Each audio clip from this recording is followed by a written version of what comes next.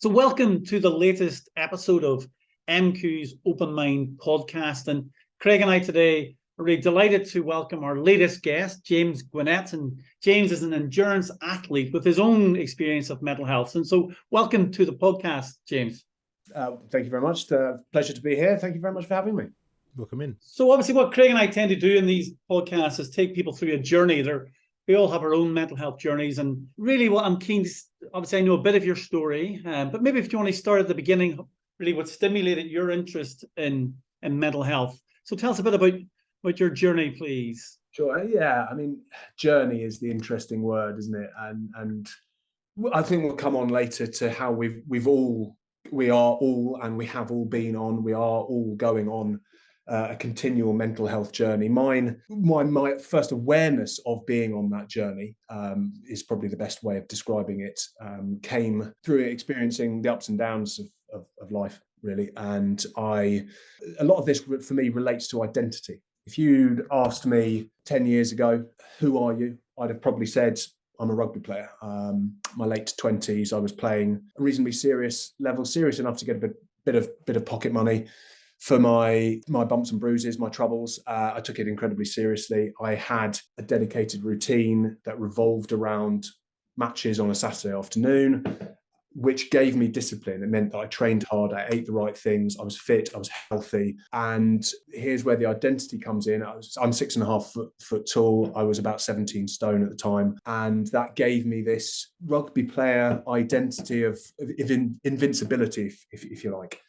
That gave me purpose. It felt like I knew who I was. So I was a rugby player. I was out to prove that I was bigger, better, stronger, more macho than everyone else. Possibly not the healthiest of identities in hindsight, but an identity nonetheless. And that all changed on the afternoon of Saturday, the 9th of February, 2013. I remember it, the day and the date vividly.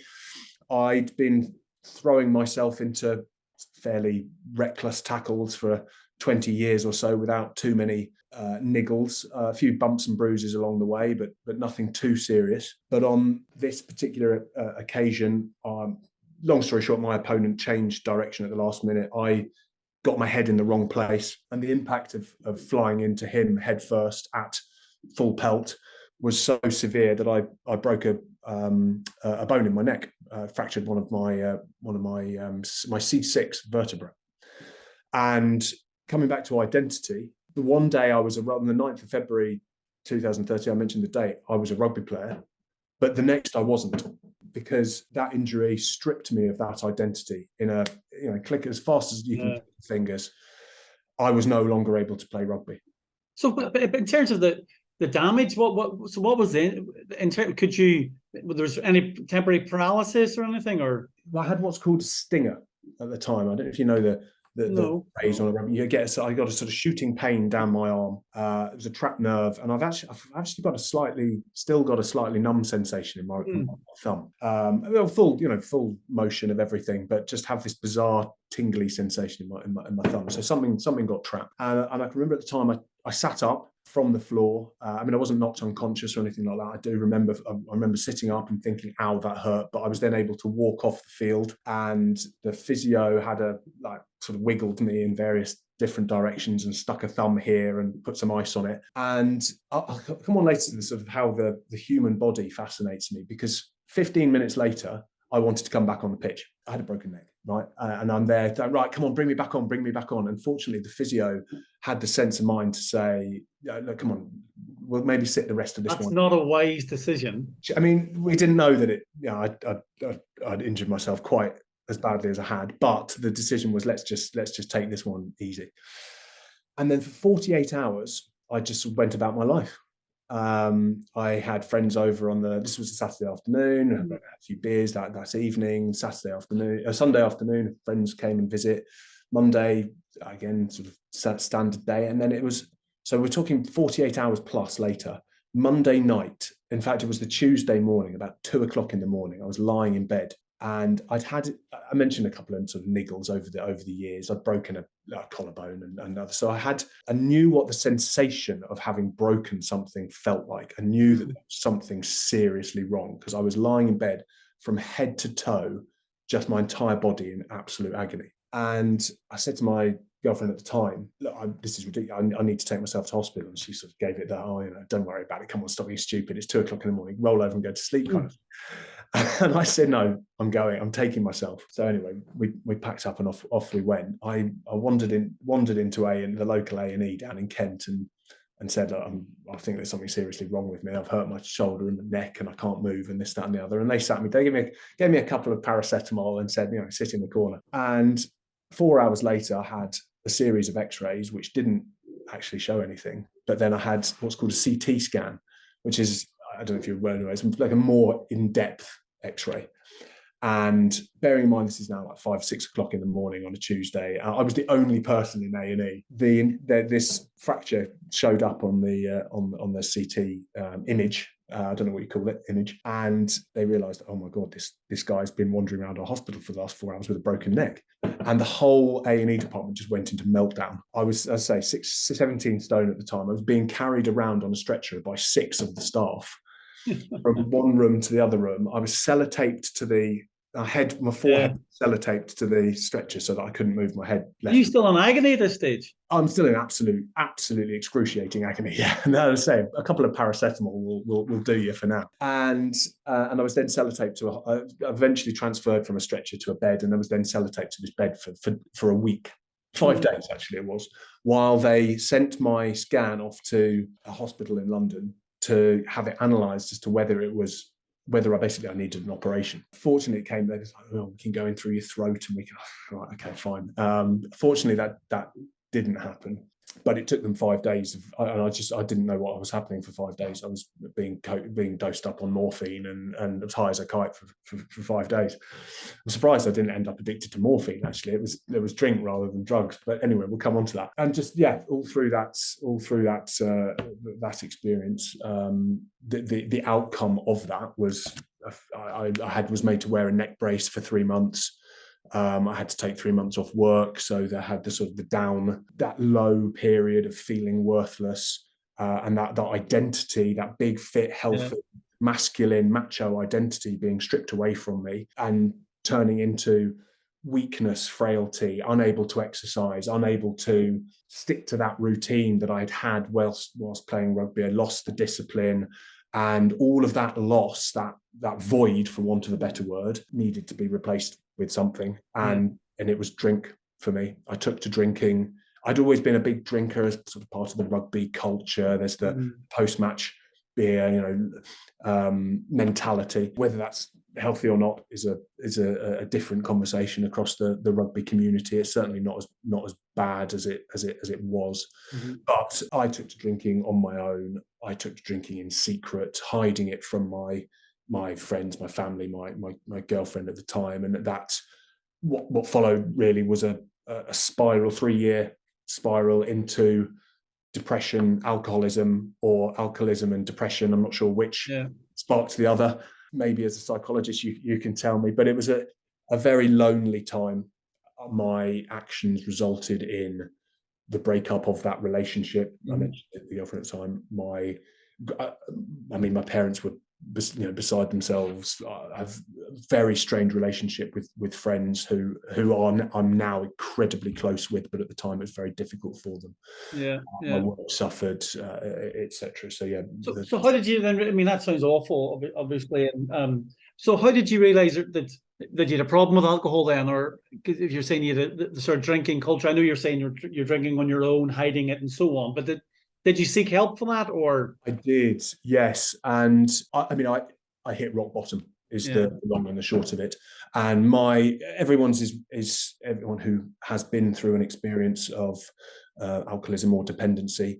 I wouldn't obviously wish it on anyone, but for me, it was probably the best thing that could have happened to me, because it was that spark of realization.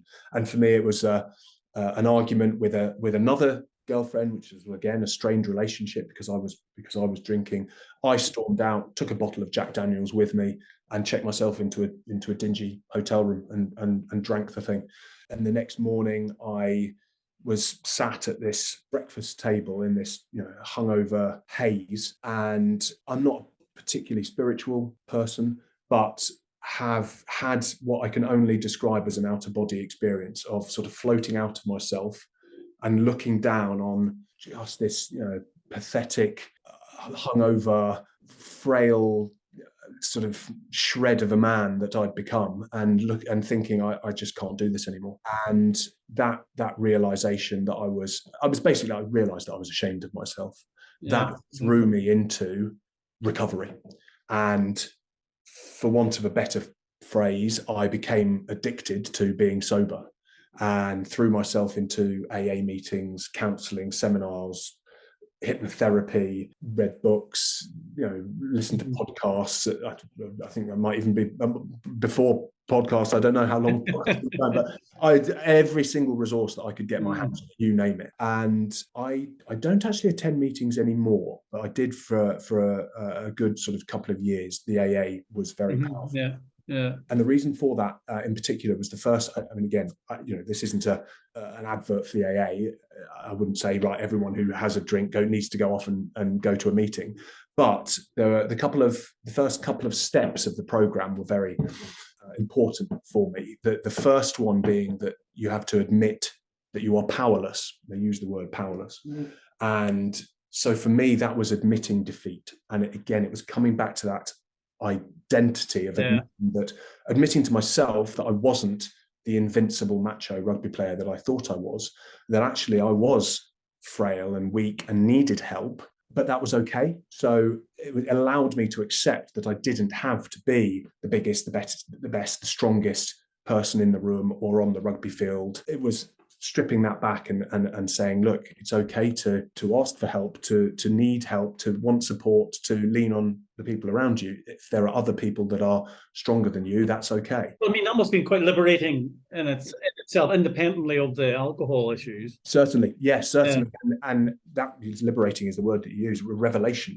If that was a liberation, the second step was even more so, because the program gets you to talk about what they call your higher power. Now, for some people, that's God and religion. Like I say, I'm not particularly spiritual. I believe that there is something that keeps life ticking along. I haven't quite placed it necessarily, but in simple terms, the meaning of the step in the AA program is finding something that essentially gives you focus, something of meaning in your life. So I say it could be God, but for me, the routine that I had when I was playing rugby had given me discipline to be incredibly fit, and I realised that just simply that discipline, that routine, had been what was missing, and my higher power became my health and my fitness. Yeah. So is that what then brought you into the endurance sport, or? Indeed, it was. Yes. My trouble, I suppose, was that whether it was training to play rugby or drinking whiskey, I didn't do anything by halves. So I quickly came to realise that I needed something tangible, a very real challenge that would give me that routine and that discipline back. So I found myself a couple of weeks later, after attending my first AA meeting, you call it fate if you like, but a couple of weeks later, I've sat down on a Sunday morning and flicked the TV on, and the London Marathon was on the TV. And I remember sitting there with my dad, and I was just sobbing because I was so overwhelmed by the emotion of the physical lengths that people were going to raise money, to push themselves, fancy dress. It's such an incredible event in terms of there's no discrimination, there's no hate, there's no bias, anyone can do it. And the fact that these people were putting themselves through 2, 3, 4, 5, 6 hours worth of essentially suffering for better causes and to improve themselves gave me that spark, and I signed up for the next year's marathon. The following, weren't that many doing the marathon in 2 hours? Or? one or two, but again, I get the principle. They're suffering whether or not they're doing it in 2, or they're just not suffering for quite as long. But that gave me the spark, as it were, that I needed. It gave me the routine. It allowed me to. I'm very much of the the sort of mantra that if you have a goal, you can break it down into smaller steps. So the 26 miles became, having been fit from playing rugby and being all about strength and power, that then became more about longevity and endurance. And so I ran. It started off with walking, then it was running, then it was 5K, and then it was 6K, and then it was 8, 10. You get the idea over the subsequent months and that year-long goal. And I can vividly remember this incredible feeling of satisfaction on crossing the finish line, having put my body through what I had put it through for 3 years, boozing, to then come full circle, for want of a better phrase, to running 26 miles in under 4 hours. The satisfaction of having set myself that challenge and mapped that out in terms of, I'm going to run this far this week and this far the next week, and got to mid-April and done the 26 miles. Really impressive. Thanks very much. That then fueled, well, you say it's impressive. We'll come on to why anyone can do it, and it's all up here. That's a separate point. That then fueled this passion, desire in me to do it again and get that thing again. But I wanted more, and 26 miles wasn't enough. I knew I had more in me. That's the ultra. Exactly. So, well, then just before you get on to that, James, going back. So did you seek any form of help for the depression, or did it's just the AA stuff manage the depression or the depressive symptoms? The AA stuff I did do some counselling, and that very much helped, but the main source of recovery for me was just purely fitness. I had a sort of realization in an hour-long AA meeting one day that I could be spending this hour doing on a training run, and the fitness became my recovery. The sort of counselling side was important to an extent, but I again come back to that phrase, higher power. I found my higher power, which gave me the routine and the discipline that I had been lacking over that 3-year period where I was at the bottom. So then after that first marathon, then didn't leave it just there. I think you were about to tell us that you've moved on in terms of trying to get whatever the motivation to do more, or do different, or do better. Yes, and we touched on SAS, Who Dares Wins. That came as part of the process as well. Yeah. So how did that come about? How did that come about then? Yes. So I mean, again, you used the word journey earlier, didn't we? It was all of this is part of the journey. Having done the marathon, I then started looking for other endurance related challenges and opportunities. And again, maybe it's fate, I don't know. But shortly after running my first marathon, I was watching SAS Who Dares Wins on TV. And at the end, it said, if you're interested in taking part, send an email to, I don't know, it was probably apply@channel4.com, something like that.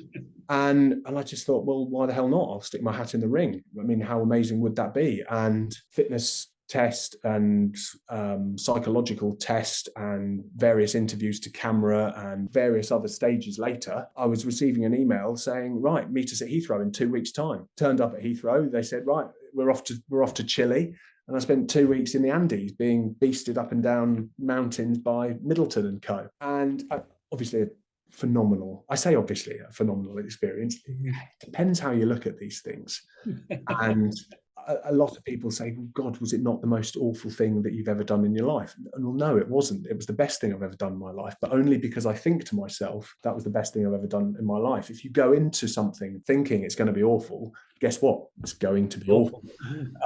If you think, oh, I'm going to learn something, I'm going to meet some incredible people, I'm going to fly around the Andes in a helicopter, that kind of experience, yes, it was brutal. Physically, it was the hardest thing I've ever done. Mentally, actually, it was the hardest thing I've ever done. But I only look back on it with fond memories. Do you feel changed after doing it? Yes and no. I mean, a lot of my fellow recruits, the phrase life-changing gets bandied about too easily, I think. But it definitely taught me something about myself. And that was that the directing staff, so Middleton, Foxy, Ollie, Billy, they whittled, I don't know if you know the format of the show, they whittled 25 or so civilians down to about 8 over the course of 2 weeks through a simulated special forces training. And the interesting thing is that they're not looking for, again, coming back to the rugby analogy, they're not looking for the biggest best, strongest, fittest person, not even the most charismatic leader or the best looking.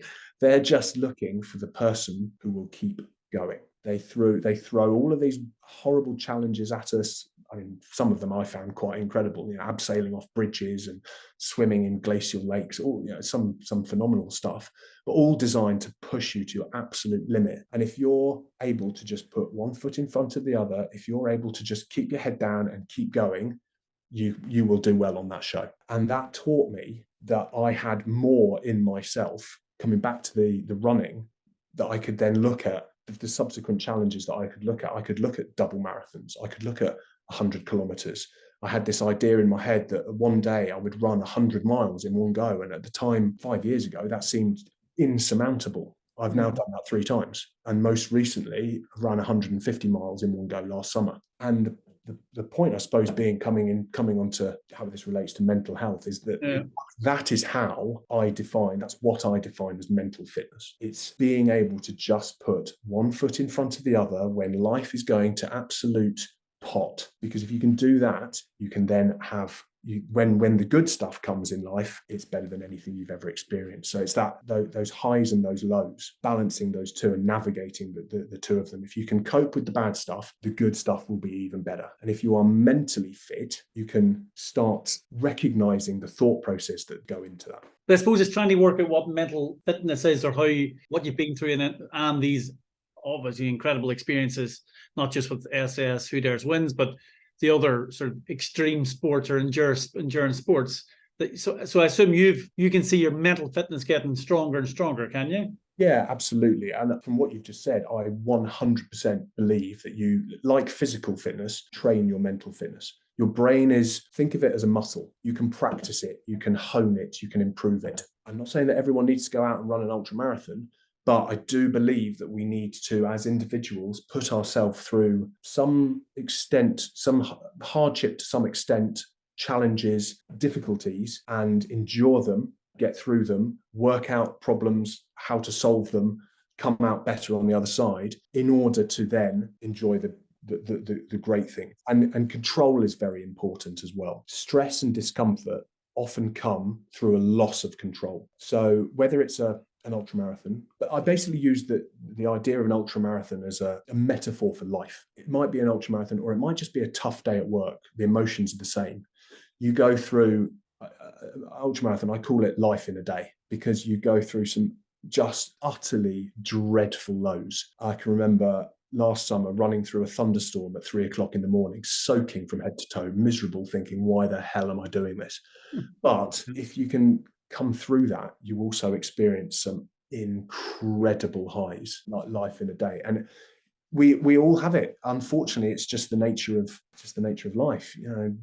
COVID, God, we've all gone through the ringer with that, and that's the ramifications of that. We're seeing that at the moment with business struggling and redundancies, and my business does quite a lot of work in the tech sector, and lots of layoffs being announced, and businesses are struggling. But certainly from the last 7 years of sobriety, it's been now, and that process of pushing myself through challenges, I've learned that we go through these ups and downs. But where I'd previously just had a drink at the end of a difficult day, probably, there are better ways of dealing with these things. And certainly from a mental health perspective, taking the time to consider why if you're having a bad time of it and you're feeling low, actually looking at why you're feeling low, analyzing that. Maybe you wake up in the morning and you think, oh God, I just feel crap. Just take a couple of minutes to just assess why. Because if you don't, you can either spend the rest of the day feeling crap, or you can have a think about it and work out what you're going to do about it. Maybe you need a coffee to perk yourself up. Maybe you need to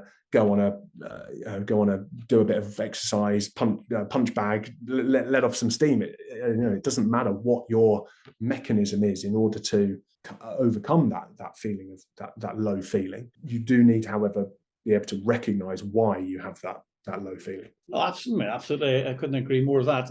We go back, a couple of things that struck me when you're speaking there, James. One is, absolutely true that the central importance of control, I mean, in psychological terms, in all aspects of our life, so much discomfort emerges from people feeling out of control. Absolutely. And it doesn't matter if it's your physical environment, your mental environment, anything, which basically we're not very good at tolerating uncertainties. And when things are outside our control, it's even worse.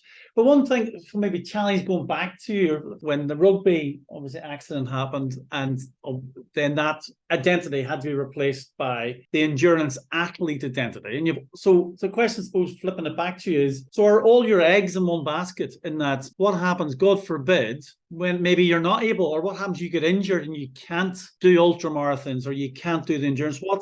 What's the plan for you then? So this leads me on to back to the idea of identity, and the fact that I now don't have an identity is the long and the short of it.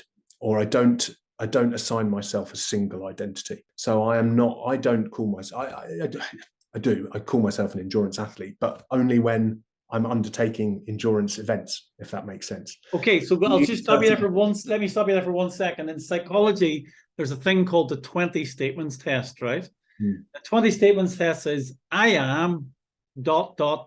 right? I was coming on to I am. Yeah, go on. So basically, I'm now going to challenge you to say, and it's meant to be spontaneous. So I'll give you can do 3, right? I am, and it's whatever. And so I am a husband. Right. I am a PR consultant. I am a dog owner. I could go on. Wait, hold on. Where does endurance? So endurance athlete doesn't appear in the top 3. Not at the moment. I'm sat in an office. Yeah. My wife's at home. My dog. I haven't got that at the top of my list at the moment. Yeah. Serious bit of this is that we know that that 20 statements test has been used in psychology for years and years and years. And obviously, it's to give you some indication of the hierarchy of your identities. And what you quite nicely illustrated, you've got those first 3 you come up with, because some people struggle. You go, I've got the first one, maybe, and then it's important to have multiple identities so that you're not putting all your eggs in one basket. So that's interesting. So endurance is context specific, then, is what you're saying. Very much so. And yeah, I love the fact that you've pinpointed the I am ideal. I've heard it slightly differently in that we need to be adaptable. We need to need to position ourselves according to the situation that we're in. If I'm running, I'm a runner. I've just taken up as a new challenge for me. I've just taken up Brazilian Jiu-Jitsu. It's slightly different to anything that I've done. Slightly different discipline. That's something new that I'm doing. But on a day-to-day, minute-to-minute basis, the most important thing in my life is my wife. I am a husband. The second most important thing is possibly my job. The third most important thing is, I don't know, maybe it's the home. I have a year-old Labrador. We've got a nice, country cottage. So again, it's that I like the fact you talk about that sort of hierarchy of identity, because it doesn't mean that we have to necessarily pinpoint ourselves. And from a personal perspective, looking back to when I did identify myself as a rugby player, and that was then stripped from me, it didn't leave me with the void. I could fall back onto something, and again, that element of control is very important. No. Touched on that. It's controlling it's learning to control, basically learning to control the controllables. Yeah. Controlling or accepting what's not controllable. Or accepting what's absolutely. Both of those things. Yeah. If I'm in the middle of, I take it back to the running analogy. If I'm in the middle of an ultra marathon and it starts raining, there's nothing I can do about that. But I can put on a waterproof. If I'm running and I get a blister, there's not much I can do about that. I can put a plaster on it. But from a running perspective, so you're tracking your training, etc., how far you can run, what calories you can take in, how fast you should be running, your pacing. So there's various different elements of it that you can control, but there's absolutely nothing that you can do about the weather or other scenarios like that. So that very much comes back into the mental health side of things, and it might involve adapting. It might involve taking a new direction, reframing things, but having that self-awareness in terms of how you perceive yourself, that recognition of and I come back to that recognition of what your mind is going through, that, and understanding that and being able to take back control, that's crucial in everyday life, just as it is in an ultramarathon, as I say, the ups and the downs, and you're getting through the tough bits. That requires mental fitness, but it also allows you to enjoy those highs. Yeah, no, I agree. So bringing it back then, James, it's a couple of main questions. So just in terms of your, obviously, as you said, we're all on this journey, a mental health journey, whatever journey in life, whatever we want to describe it as. Is there one thing, somebody said to you, well, what's the one key message about mental health you think we should be trying to get out there to the wider public? Well, have you an idea of what comes to mind? The main message that I would convey is that we all have mental health. And it sounds very simple to say that, but people don't assign as much importance to it as they should. There's a lot of focus on physical fitness, gym memberships and diets and all this stuff, and everyone sort of piles into getting six packs and looking good and working out and getting fit. But as I mentioned a moment ago, I fully believe that just like we can improve our physical health, can improve our mental health. And that comes from experiences. It comes from learning how we react to certain situations, analyzing that, looking at understanding ourselves better and the outcomes that come from feeling bad, and how we address that, apply that the next time it comes. So it's something that can be trained. It's something that I believe everyone should be spending more time with.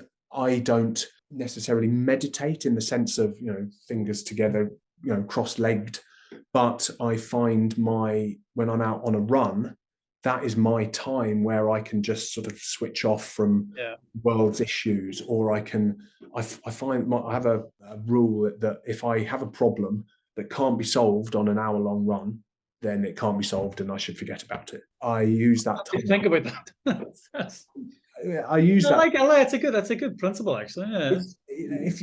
I use that time, the running time, to problem solve, I let my mind go, and that is effectively my meditation. It is a bit of a woo-woo, fluffy phrase, but I don't run for my physical fitness. I run for my mental fitness. Yeah. Mm-hmm. Yes, it improves my cardiovascular, breathing and all the rest of it. But more importantly to me is where it allows my mind to go, and how it allows me to almost literally sweat out any problems and come up with solutions and put things to one side and address how I might have done something differently. And maybe I've had a bad day at work and I can sort of think, maybe I'd have handled that slightly differently. Or so again, from a sort of advice perspective, the one thing that we should all be doing is paying more attention to our mental health, whether it's 3 minutes while the kettle boils, just assessing how you think you feel, and doing so in little increments has been scientifically proven to improve your mood, even if it's 3 minutes a day, to a full-blown meditation, which for some people works wonders and other people think is a waste of time.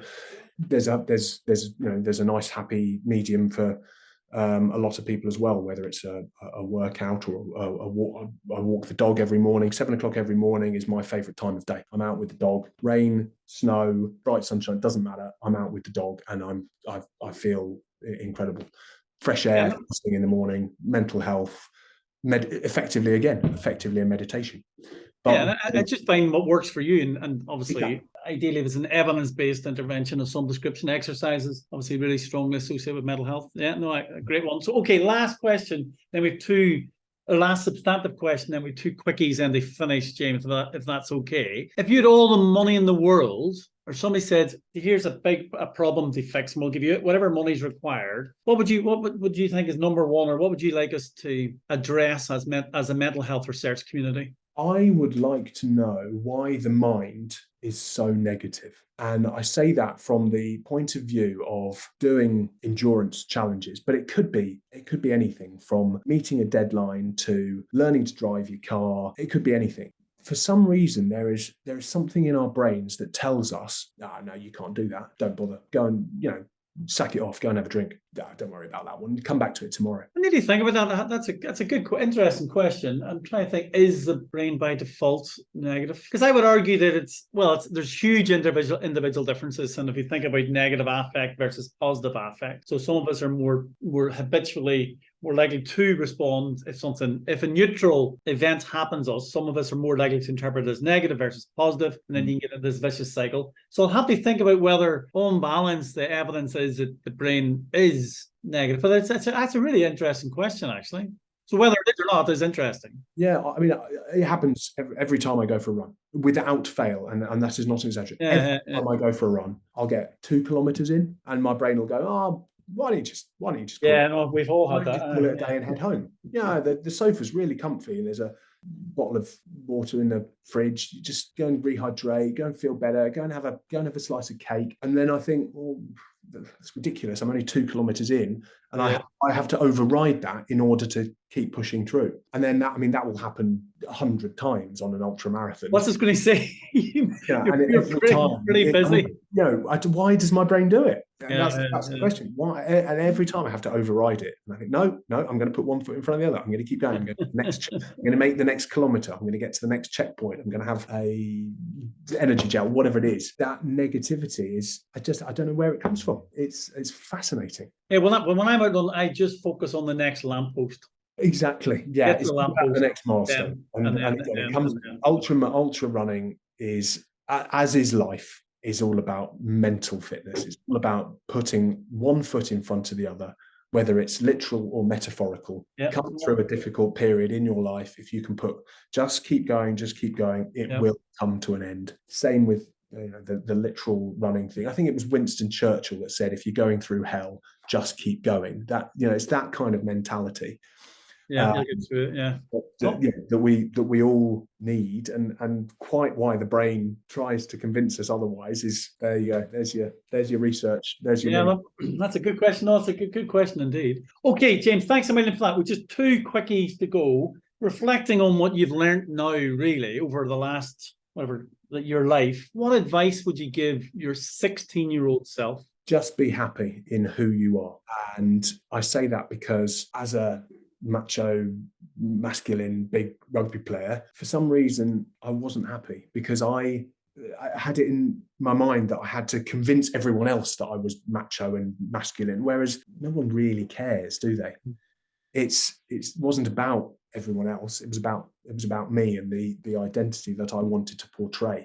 Whereas, as I've mentioned, the learning, the journey over the last few years has been, actually, it's okay to be frail and weak and ask for help and talk about issues. You don't have to be the big macho guy. Just be happy in you. Yeah, no, absolutely. That's sound advice. And I suppose the other bit that just on you saying about weak, it's not a weakness, I suppose, is the point, isn't it? It's not about weakness. It's just about being an individual, believing in yourself, and actually, as we know, it's a huge strength to ask for help. Yeah, exactly. To identify need help and ask for it is far more a strength than it is a weakness. Last one then is, if you had a sort of magic wand, so to speak, and you could have a coffee or a dinner with anybody, living or dead, you can do up to 2 people. Who's your top 2 people you'd love to just have a chat with? So from the ultra running and the ideal that we have more in us, and that we can push ourselves further, and the concept that the human body is a 2.5 million year finely tuned, incredibly evolved machine. There are a couple of athletic feats that absolutely fascinate me, and one was Roger Bannister running the 4-minute mile, because people had been trying to do it for so long that people had started believing that it was impossible, that people had started believing that it was physically impossible to run a mile in 4 minutes. And Roger Bannister was a student. He wasn't a professional athlete. He ran it in like old, heavy leather trainers. And he obviously, people know the story at Iffley Road. And obviously there was a sort of science behind it in terms of him being paced by other team members. But as soon as that mental barrier was broken, people just started knocking it off afterwards. It is incredible that the whatever. time just dropped afterwards, and someone else broke it a week later, I think it was. As soon as people realised, oh, hang on a minute, it's not impossible. So Roger Bannister would be one in terms of believing that we are capable of more. And in a similar vein, I'm going to sort of tie him with another. Eliud Kipchoge is the guy. We talked about 2-hour marathons a moment ago. He was the first guy to break the 2-hour marathon mark. So similar athletic feat. Either one of them. You can have both. Oh, okay. You're going for one or other of those, and you got one or more. Other of those guys. Okay, chancer. As a teenager, I idolized Michael Jordan because of just how he just transcended a sport. And having, I don't know if people will have seen the Last Dance on Netflix. Yeah, brilliant documentary. I was just enraptured by it, fascinated by that. Just seeing that the how he put, the professionalism with which he approached the game. Talking to him would be fascinating. I mean, a lot of what he did was probably selfish. You could argue that a lot of it was selfish, but I think he just believed that he was put on this planet to play basketball and nothing else mattered. And if you look at the documentary, some of his behaviour was arguably questionable, but he was without doubt the greatest. Or LeBron's just broken the all-time scoring record, but Jordan was unquestionably one of the best players of the game of all time. And talking to him about his mindset and how he motivated himself and how he got himself to that level would be fascinating. You'd need a long conversation for that. We could share one of the cigars that we could each have one of the cigars that he famously smokes. And although he could have his whiskey, and I'd have a glass of water on the side. So, but not inhale, obviously. No. James, thanks a million on behalf of Craig and I and MQ. Thanks a million for joining us, and we look forward to seeing what you do next in terms of your endurance activities. All the very best. Thank you. Thank you very much for having me on. It's been a pleasure talking. Thanks.